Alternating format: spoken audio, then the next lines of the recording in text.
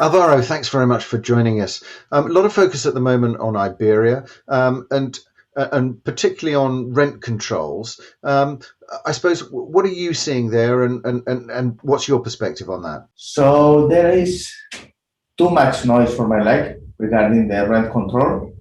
Reality is that only one region in Spain has set this kind of controls, which is Catalonia, and the Constitutional Court has determined that this should no longer be a concern for international investors because they are more than likely annul it.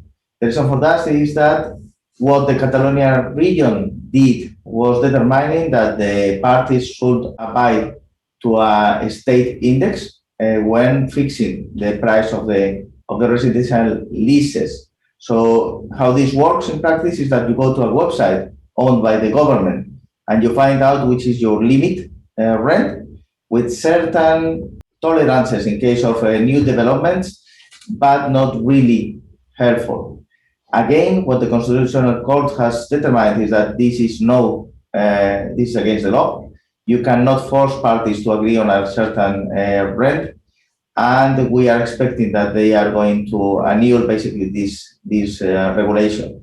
In a more nationwide level, the government was supposed to establish this kind of rent control due to the push of the minority part of the Spanish government. But what we are seeing is that following the lead of the Constitutional Court, of course, they are now being more cautious, and the new Housing Act, which will be live probably in the first quarter of this year, is not containing this kind of rent control, which is, of course, good news for the institutional investors community. And so, from your side, Alvaro, you see this as something which is going to more be an impact for domestic investors over the short term rather than international institutional investors? Yes, of course.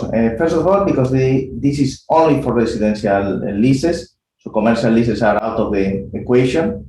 And secondly, because this will impact the short-term investors rather than the long-term ones, in the sense that they do face this kind of limits in Catalonia, but in the long term, the trend is that this will not be in the table anymore. In terms of timelines, Alvaro, how long do you see this playing out?